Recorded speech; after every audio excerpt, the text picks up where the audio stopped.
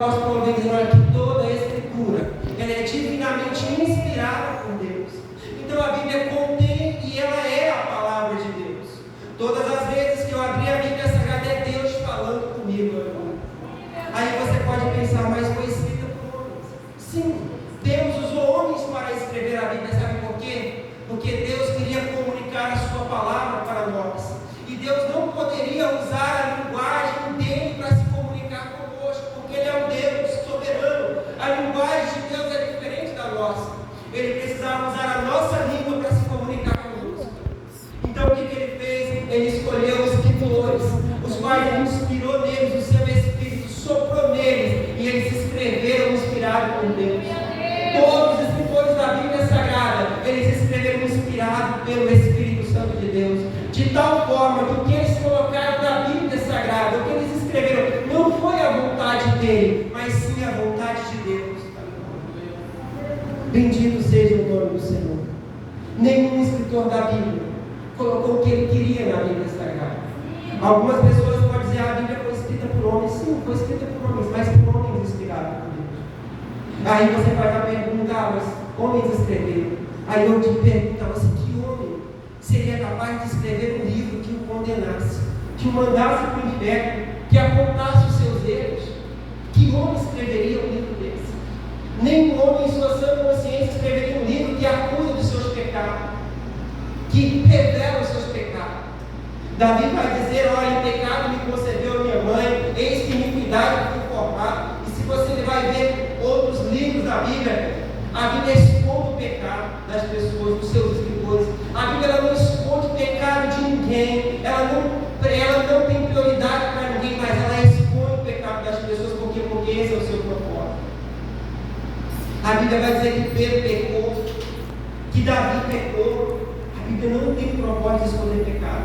Os homens escreveram aquilo que Deus quis que eles escrevessem. Então a Bíblia foi um livro que foi escrito por homens, mas inspirado pelo Espírito Santo de tal forma que o que eles colocaram aqui veio se tornar a palavra de Deus. E o texto que nós lemos, o apóstolo Paulo está dizendo que toda a Escritura ela é instruída, ela é inspirada, ela é proveitosa para instruir o homem. E tudo que o homem precisa para chegar ao céu chama-se Bíblia Sagrada. Nós não temos nenhum outro livro base para nos orientar quanto à nossa conduta, de fé, de moral, de doutrina, a não ser a Bíblia Sagrada. Nós só temos a Bíblia Sagrada, porque foi ela que Deus colocou na nossa mão. E o salmista Davi ele vai dizer, lâmpada para os meus pés e a tua palavra de luz para o meu caminho. Aleluia. E a Bíblia é o que nós precisamos para chegar ao céu. E olha só que interessante, lá em Deuteronômio tem um versículo que me chama a atenção, aonde o Senhor Deus, logo no começo da história, ele já vai dizer em Deuteronômio capítulo 6, e verso 6, olha que ele fala, olha que ele orienta a Moisés a escrever, ele fala assim, ó, estas palavras que hoje te ordeno estarão no teu coração, e as inculcarás a teus filhos, dela falarás assentado em tua casa, andando pelo caminho, deitando, levantando-te, também atarás como sinal na tua mão, e te serão por frontal entre os teus olhos, as escreverás nos lugares da tua casa e nas tuas portas. Essa palavra tem que estar na nossa mão, tem que estar na nossa testa, tem que estar no nosso assentar, tem que estar no nosso levantar, tem que estar de forma visível para todos que entrarem na nossa casa. Chama-se Bíblia Sagrada. Ao longo da história, a Bíblia tem sofrido grandes perseguições. Queimaram muitas Bíblias na história. Pessoas morreram porque traduziram a Bíblia para um idioma comum. No começo da história da igreja, a Bíblia ela tem 3 línguas originais, que é o grego, o hebraico e o aramaico. O Antigo Testamento é escrito no hebraico. O Novo Testamento é escrito em grego. Mas aí Deus levantou homens como Martim Lutero para traduzir a Bíblia para a linguagem do povo, porque o grego, o hebraico e o aramaico não se fala mais, é língua morta. Como podemos ter uma palavra de Deus numa língua que nós não entendemos? Aí Deus levanta pessoas inspiradas pelo Espírito e fala assim, vamos traduzir a Bíblia e colocar numa língua de que todos possam entender. Mas nós temos um adversário que ele não quer que essa palavra chegue no meu, nem no seu coração, nem no outro povo. Aonde aquelas pessoas que decidiram traduzir a Bíblia, eles foram perseguidos, eles foram queimados no fogo, muitos tiveram que correr de suas casas, abandonar sua cidade natal, algo por amor a esta palavra. Mas o nosso Deus cuidou, aleluia, para que ela chegasse até nós hoje, sem adulteração nenhuma. Mesmo a Bíblia, que foi escrita no período de 1600 anos, ela continua sendo inerrante, ela continua sendo fiel, ela continua sendo infalível, Geraldo, e ela não contém erros nenhum. Você vai ouvir alguém dizer para ela, mas a Bíblia contém erros. Não contém erros. E quando nós falamos que a Bíblia é inerrante, nós não estamos falando dessa cópia que está na minha mão. A Bíblia inerrante e infalível é aquela original. A gente chama de autógrafo, aquelas que os escritores escreveram de próprio punho. Aquela lá não contém erros. A Bíblia que nós temos em mão, ela pode ter alguns erros de tradução, erro de linguagem, erro de ortografia, mas isso não invalida ela como palavra de Deus. Porque o que nós temos na mão é cópia de cópia e tradução de tradução. Mas a que Deus inspirou eles a escrever, ela sim é inerrante, é infalível. E ela não contém erros. E quando nós estivermos estudando a Bíblia Sagrada e parecer que há um erro, parece que há uma discordância, nós temos que parar e pensar que é o nosso entendimento que está errado, não a Bíblia que está errada. Porque a palavra de Deus ela não pode se contradizer. E é interessante que Deus ele é o autor da Bíblia Sagrada. O Espírito Santo é o seu real intérprete. Então todas as vezes que eu sentar para ler a Bíblia, para estudar, para pregar ou para ensinar, eu preciso entender que ela a própria Bíblia, responde ela mesma. Aleluia, Deus. Eu não preciso ter um outro livro para respaldar algo na Bíblia Sagrada. Por quê? Porque ela é inspirada, ela é inerrante, então ela responde ela mesma. Aleluia. Basta usar ela e reconhecer ela na sua totalidade. Aleluia. Mas muitas pessoas nos dias de hoje têm se levantado com uma fé errada e com uma ideia errada e têm interpretado a Bíblia a seu bel prazer e feito muitas pessoas errarem no caminho. Porque a Bíblia ela é a palavra de Deus, ela é a espada do Espírito. E nós temos ela na nossa mão, aleluia. E ela é o que nós precisamos. Mas muitos estão usando ela de forma errada. Muitos estão usando ela para respaldar doutrinas erradas. Por quê? Porque no começo da história a Bíblia foi usada para fazer muitas coisas, queimar bruxas. A Bíblia foi usada para medir tantas coisas, vender terreno no céu, tantas coisas, mas foi usada de forma errada. E eu quero nessa noite convidar você a valorizar esse instrumento que você tem, que Deus colocou na sua mão. E que você medita nele de dia e de noite, meu amigo, porque ele é o que nós precisamos. O apóstolo Paulo, quando ele escreve, ele vai dizer que nos últimos dias seria marcado por um ministério do engano, aonde muitos falsos profetas surgiriam, muitos enganadores. E o que acontece? Esses enganadores, eles vêm, não é com uma mentira, porque eles vêm com uma palavra, mas torcida, de forma para enganar. Vocês sabiam que a primeira mentira que surgiu na terra, a primeira arma que Satanás usou para enganar o homem foi a Bíblia Sagrada? Lá no jardim do Éden, Satanás pega a Bíblia, interpreta ela de uma forma errada e faz ela comer da árvore do conhecimento do bem e do mal que não poderia comer. E essa tática de Satanás de torcer a Bíblia, ela vem sendo usada ao longo da história. E o mesmo êxito que Satanás teve lá no jardim do Éden, de torcer a palavra, ele tentou usar a mesma arma com Jesus lá no deserto. Aonde ele pega Jesus e leva lá no pináculo do templo e fala assim: tu és o Cristo, lança daqui para baixo. Porque está escrito: aos teus olhos dará alta, eu tenho direito para te guardar em todos os teus caminhos. Aí a gente mesmo vai passar para a espera, ele não é assim. Então Satanás ele vem usando ao longo da história, interpretando a Bíblia de forma errada e fazendo muitas pessoas errarem. É por isso que eu e você nessa noite estamos aqui para aprender um pouco mais dessa palavra, conhecê-la, amá-la, valorizá-la. Por quê? Porque se nós a conhecermos, nós não seremos enganados.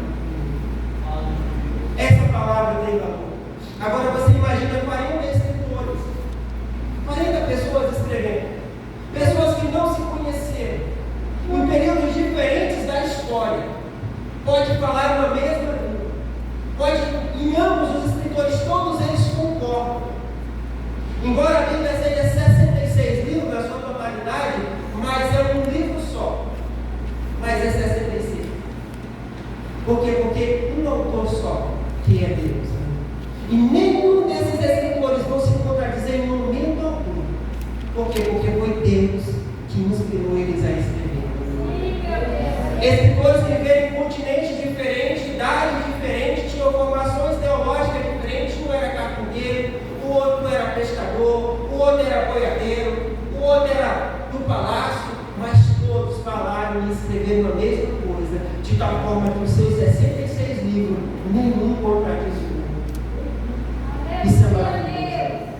Eu achei muito interessante o Roman Gordon dizer aqui nessa noite, que haverá um tempo em que as pessoas correrão de um lado para o outro, tentando ouvir essa palavra e não encontrarão.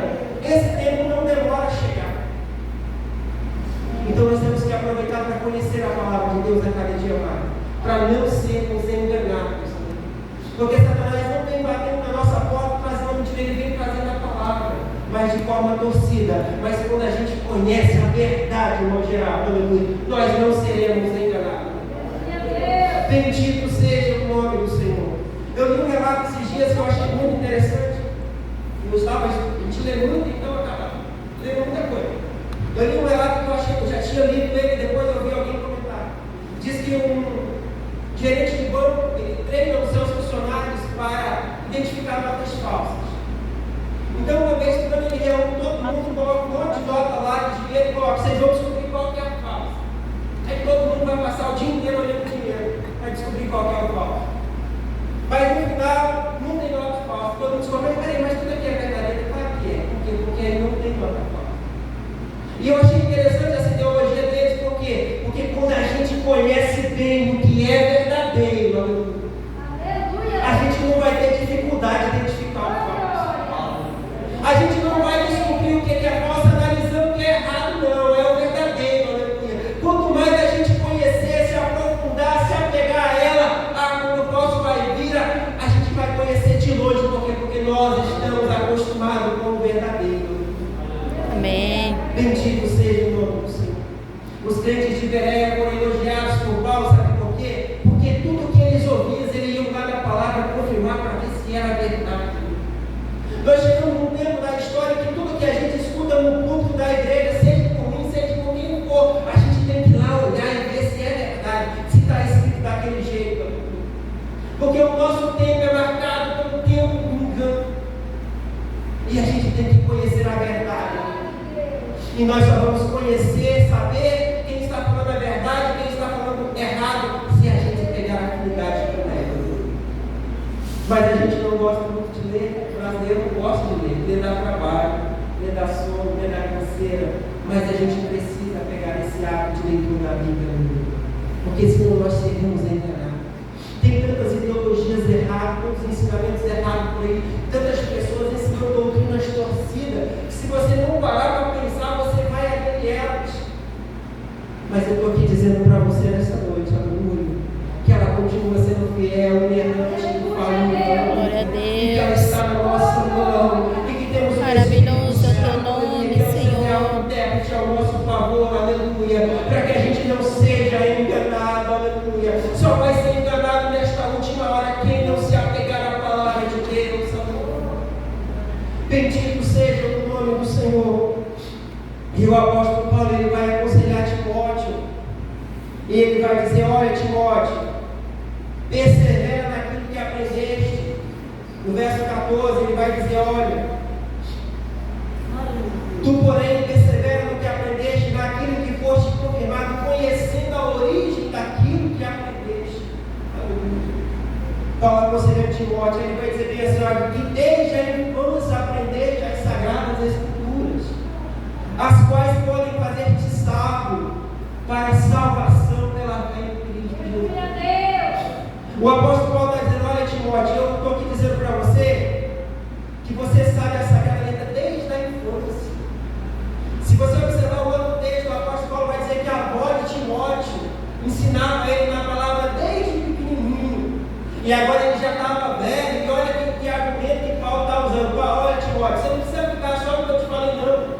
Fica naquilo que a tua avó te ensinou quando você era criança. Permanece naquelas palavras, porque elas podem fazer-te sábio para a salvação. E Paulo está falando aqui do que texto? Do Antigo Testamento. Então, igreja querida, nessa noite, e agora eu quero voltar ao texto que eu li para vocês, lá em Deuteronômio, aonde o Senhor Deus diz para, olha Moisés, essa palavra que eu estou ordenando para vocês aí, você vai inculcar na mente dos teus filhos, você vai falar sentado, você vai falar levantando, você vai escrever na tua casa, você vai escrever na sua mão, porque elas não podem sair da sua visão. Quando entrar na sua casa vão ver, quando sair vão ver. Mas o povo de hoje está desapegado